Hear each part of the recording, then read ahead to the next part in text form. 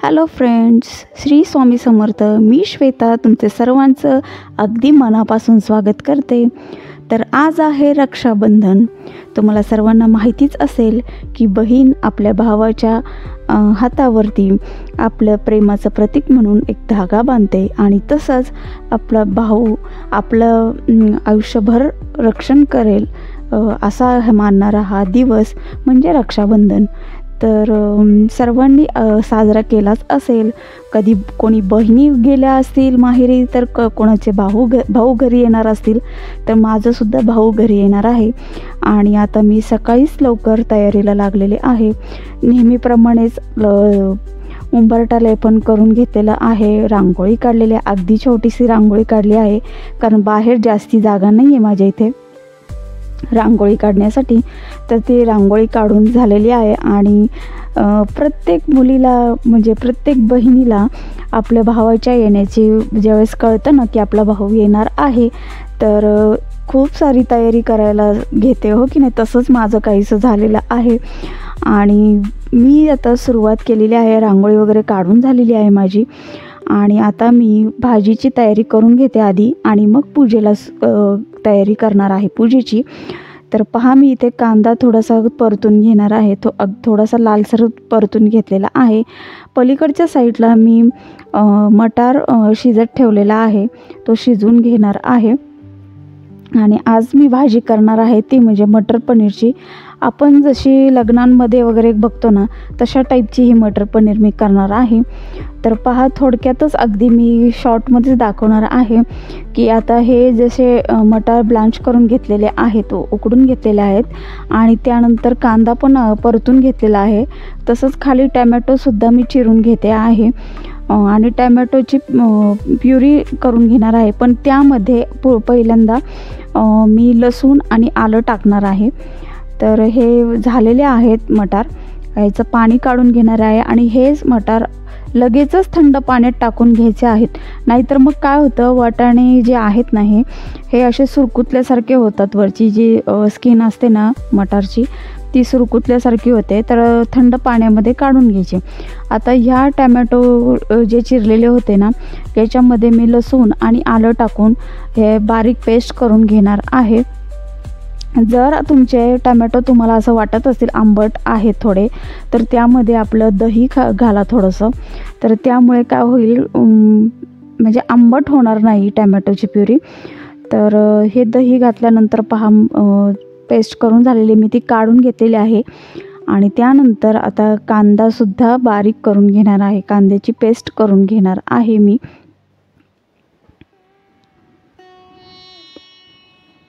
आता ही सगळी तयारी करून झाल्यानंतर मी पूजा केलेली आहे. पहा, पूजा झालेली आहे माझी.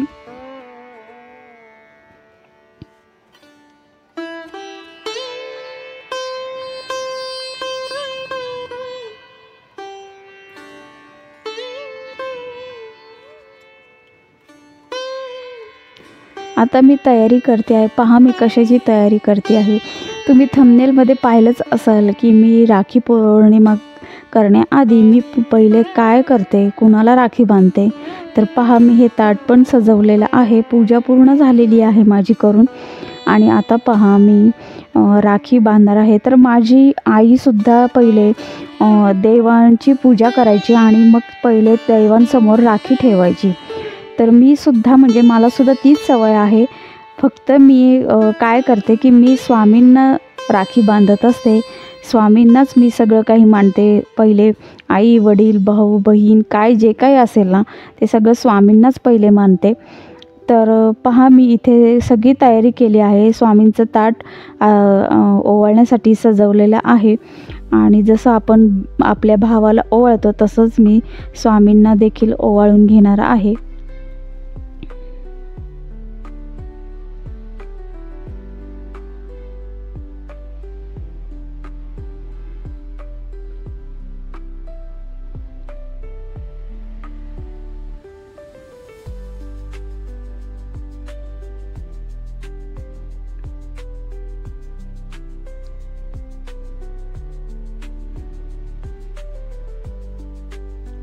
तुम्हाला तर माहितीच आहे, जे स्वामी भक्त आहेत त्यांना माहितीच असेल की खरंच आपल्या अडचणीच्या वेळेमध्ये स्वामी खरंच कसे आपल्या पाठीशी असतात नेहमीच, हे तुम्हाला वेगळं सांगायची गरज नाही.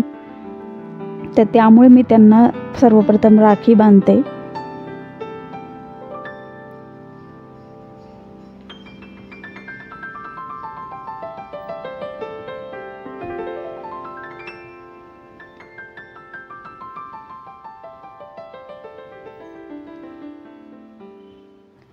पहा, आता झालेली आहे माझी पूजा वगैरे, स्वामींना राखीसुद्धा बांधून झालेली आहे.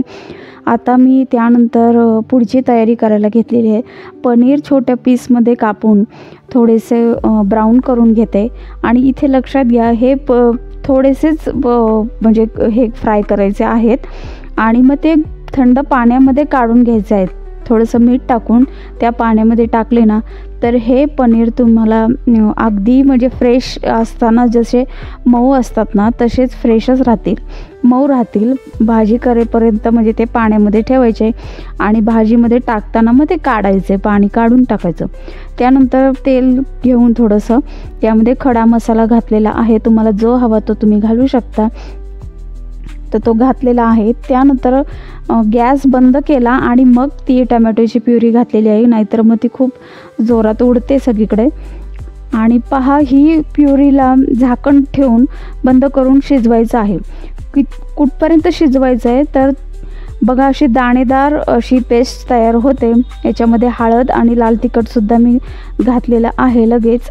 आणि या प्युरीमध्ये तुम्ही लाल मिरचीसुद्धा असती, सुकी लाल मिरची, तीसुद्धा वाटून घेऊ शकता. आता माझ्याकडे ती नव्हती, तर मी त्यामुळे फक्त लाल तिखटच घातलेला आहे. तर पहा, त्याचा कलरसुद्धा एकदम व्यवस्थित येईल. आता ही ज्यावेळेस तुमची होईल ना, हे पहा, तेलसुद्धा सुटलेलं आहे आणि तुम्ही बघू शकता अशी दाणेदार अशी होते बघा ही प्युरी. म्हणजे ती आपली व्यवस्थित शिजलेली आहे.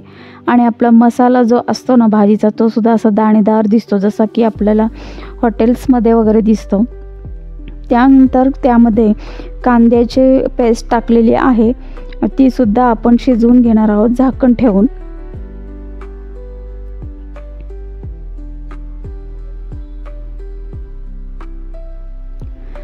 पहा, झालेली आहे मस्त, अगदी त्याला तेल सुटलेलं आहे सगळ्या बाजूनी.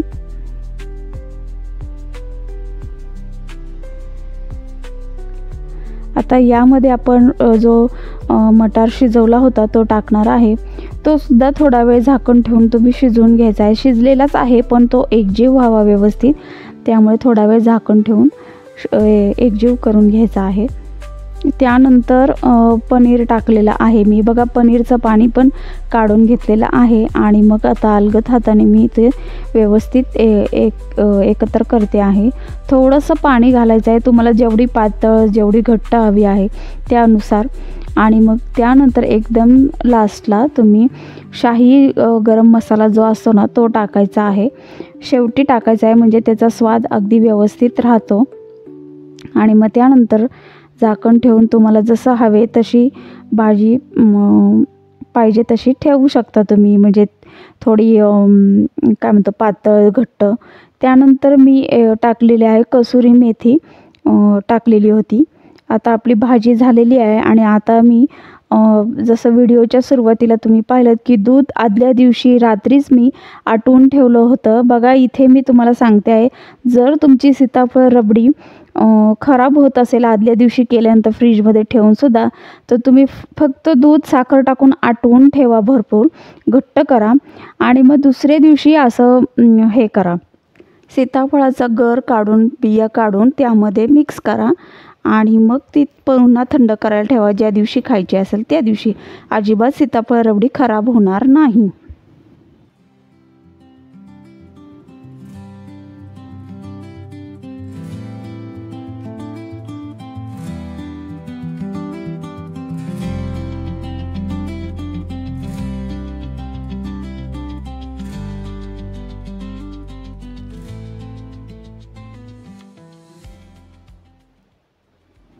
पहा, आता भाऊ आलेला आहे आणि जेवण वगैरे करून झाल्यानंतर मग आम्ही ओवाळून घेतलेला आहे संध्याकाळी.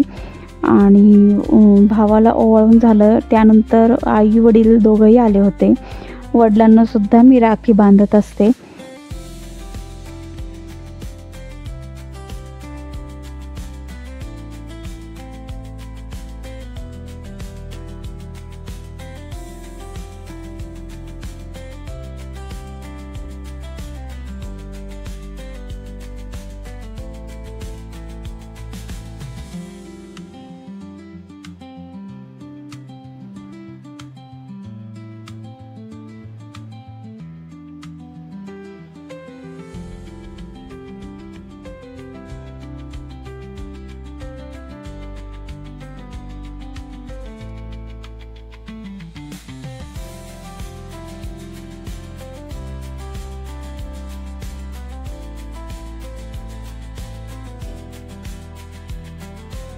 माझ्या मुलाला सुद्धा राखी बांधून घेतलेली आहे.